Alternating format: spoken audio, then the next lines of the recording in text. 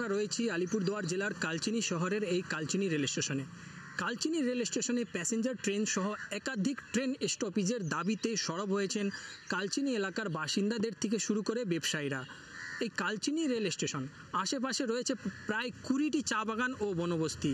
এই এলাকার বাসিন্দাদের কোনো কাজের জন্য এখান থেকে শিলিগুড়ি যেতে হয়।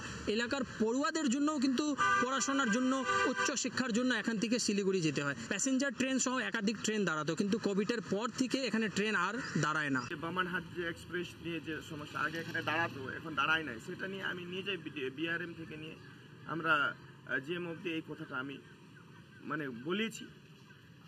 ওনারা আশ্বাসন দিয়েছে যে বামনহাট এক্সপ্রেসটা এখানে আবার একটা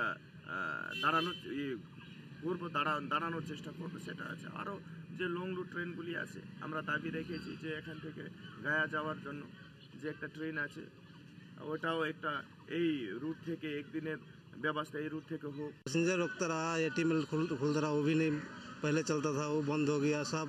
उसका नाम में कोई ट्रेन नहीं है कालचिनी में। कोविड का पहले सब चलता था, सब चलता था, छोटी लाइन में। अभी कोई ट्रेन नहीं। कितना समस्या होता है लोगों को? समस्या क्या होगा? समस्या है यहाँ का। যে সমস্ত ব্যবসায়ীরা বলে না, বাগানে সব লোকজন রয়েছে, তাদের সাংঘাতিকভাবে সমস্যা হয়ে দাঁড়াচ্ছে। তারা কোথাও যেতে পারছে না, যাতায়াত করতে পারছে না, সময় মতো পৌঁছাতে পারছে না।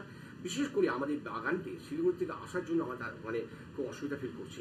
তা আমি এই নিয়ে আমরা কালচিনি ব্যবসায়ী সমিতির তরফ থেকেও আমরা অনেকবার ডেপুটেশন দিয়েছি কালচিনি রেল স্টেশন ম্যানেজারকে, স্টেশন মাস্টারকে।